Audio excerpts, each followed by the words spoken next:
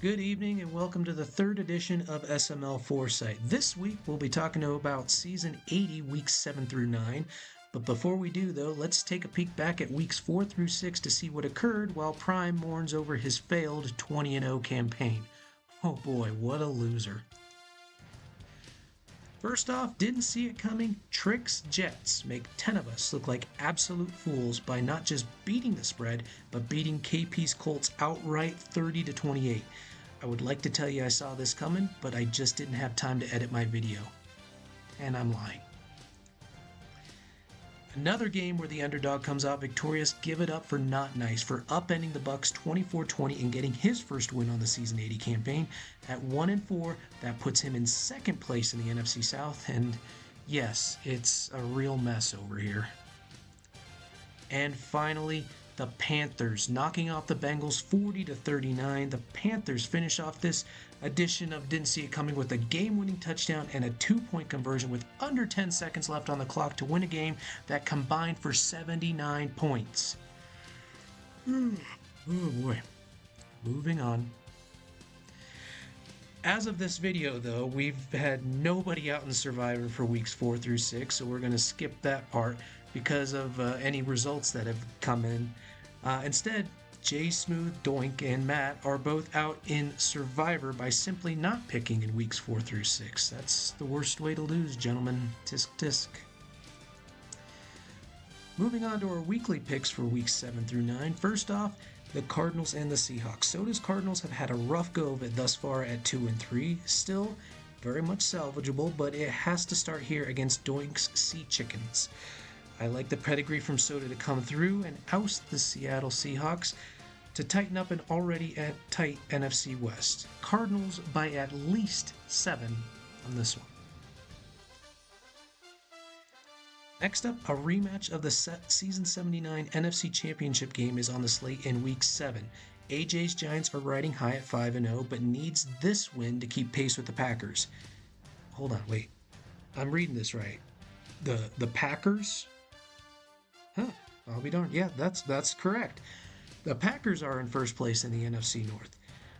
But for here, I like Prime's lines to bounce back and give us a retelling of last season's NFC Championship game. Moving into Week 8,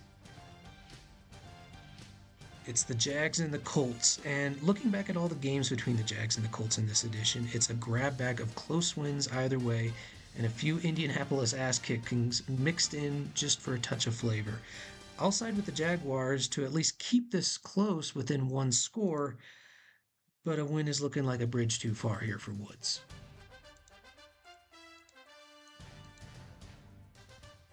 In Week 8, the Browns and the Saints.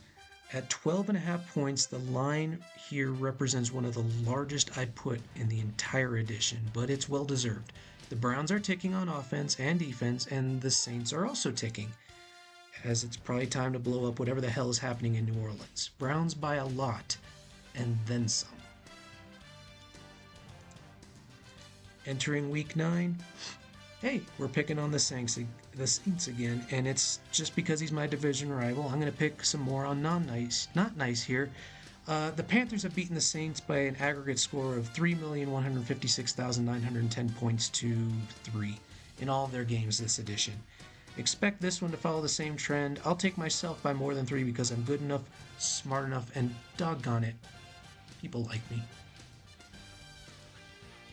And finally, the Falcons and the Saints. It's Bring Your NFC South Team to Foresight Day here in the SML, and we round out the Week 9 picks with the Falcons and the Buccaneers.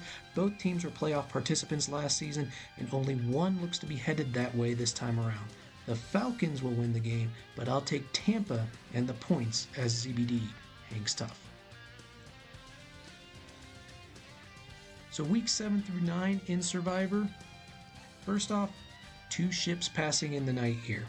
I expect the 4-1 Bears will take Mike's 1-5 Cowboys out to the woodshed. My abacus has calculated the chances of an upset here at error percent, so I imagine that makes the Bears a pretty safe pick. Another chance here at week 7. Ooh, we're getting spicy.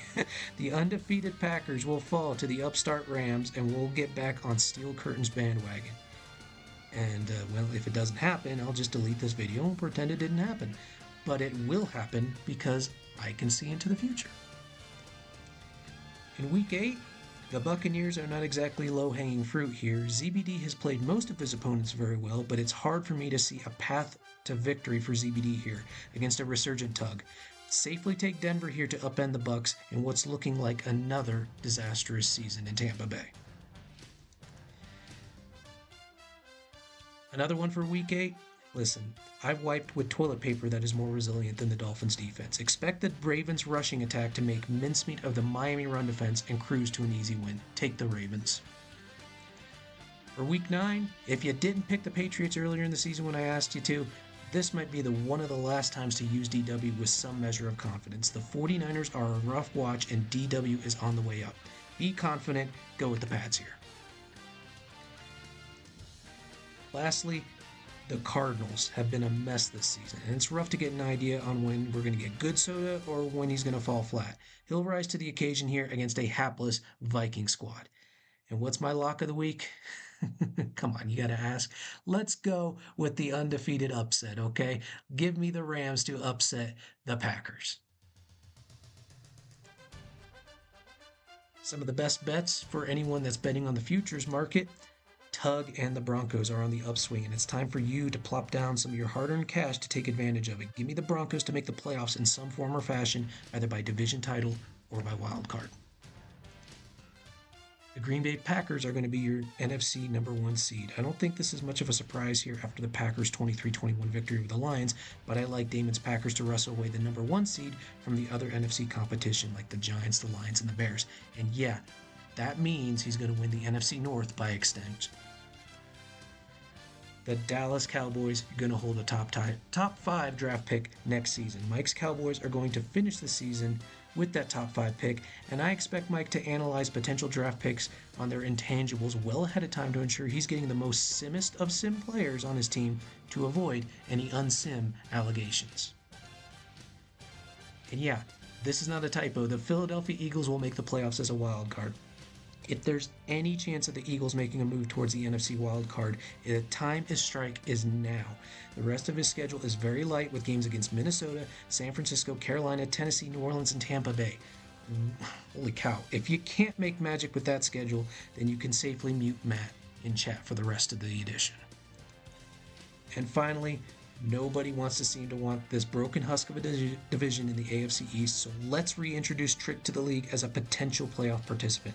At 4-1, he leads a trio of sub-500 division mates. Hey, Weenie Hut or not, the AFC East division winner still gets you a chip in a chair in the SML playoffs. That's it for weeks 7 through 9. Good luck and happy picking.